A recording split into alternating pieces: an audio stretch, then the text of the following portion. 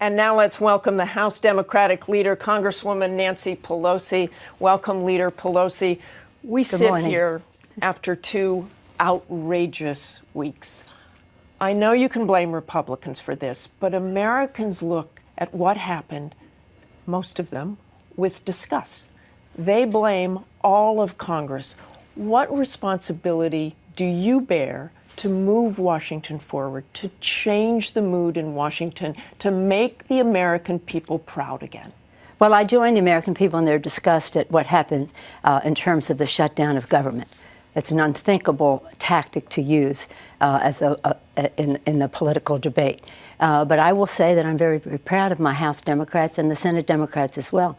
In September, we said to the Speaker, we don't like the number that you have put forth, but we will give you 100% of the Democratic votes in order for you to bring it to the floor and pass it, no matter what the votes are on your side. We think that will produce a majority.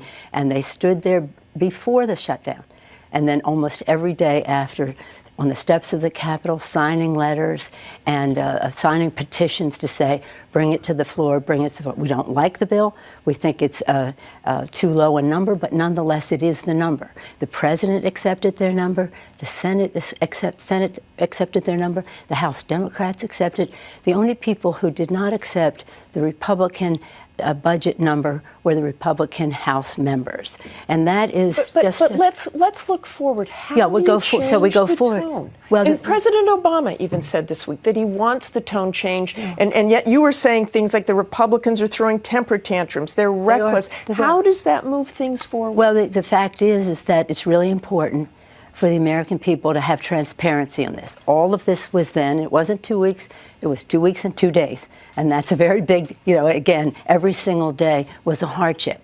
And the cost of it cost our economy, according to Standard & Poor's, $25 billion. But you haven't told me what you'll do differently, I'm going to, or why something will be different. If I may, Martha, I'm predicating it on we cannot go into a data-free zone. We have to stipulate to a certain set of facts that a shutdown was a bad thing all around. And again, everybody looks bad when something like this happens. So I'm not saying we all came out. I agree with the President. There are no winners in this, because the American people had to lose $25 billion in our economy. So either the Republicans didn't know or didn't care about those consequences. I believe they do care. So we have to have facts as we go forward. We have to have common sense as we go forward. We have to go to the table understanding that we cannot shut down and we cannot place in doubt the full faith and credit of the United States of America. But we do have to recognize that among those on the Republican side are those who are anti-government ideologues, and they cannot wag this dog. They cannot wag this dog. I want to talk about the rollout of Obamacare, which seemed somewhat disastrous as well. About 500,000 applications were taken, and yet there were so many glitches. It was really beyond glitches. People said they couldn't get on the website, they couldn't do anything right. Is this acceptable? Well, before we go to that, I want to finish on the budget. What I'm proposing to our colleagues in the House and the Senate is let's not have this go until January.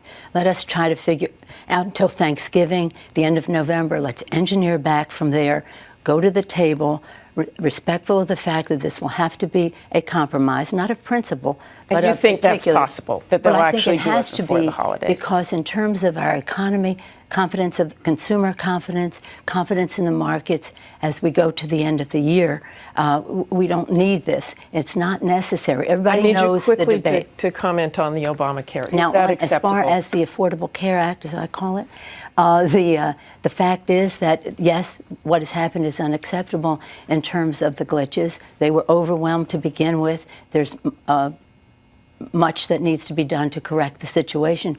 But 19 million people, unique visits. You think the Republicans are going to use what happened as a weapon?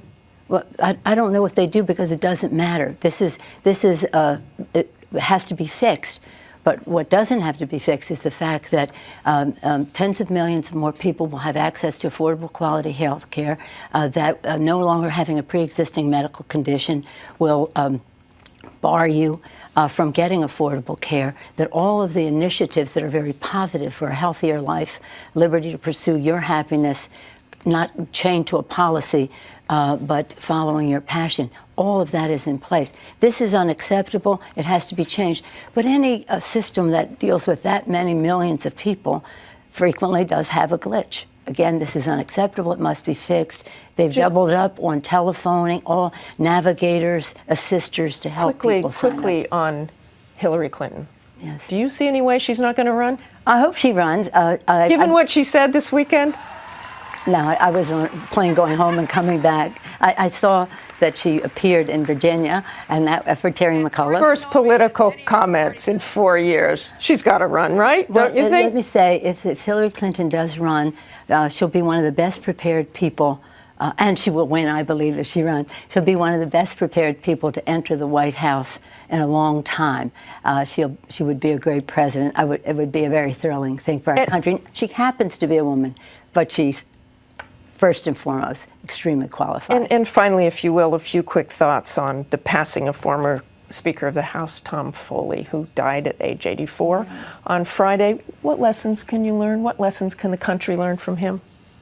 Well, Tom Foley was a statesman, and it was a privilege to serve under him when he was the Speaker of the House. He loved our country. He was a gentleman. I had the privilege of seeing him a couple of days before he passed away. I feel very honored that his wife, Heather, allowed that, and I sent her my condolences. That same day, we also lost Bill Young, a revered member of Congress, a Republican. He was my chairman on appropriations. I send my condolences to Beverly as well. We'll have a little bit more on them both later. Thanks so much for joining us, Leader Pelosi.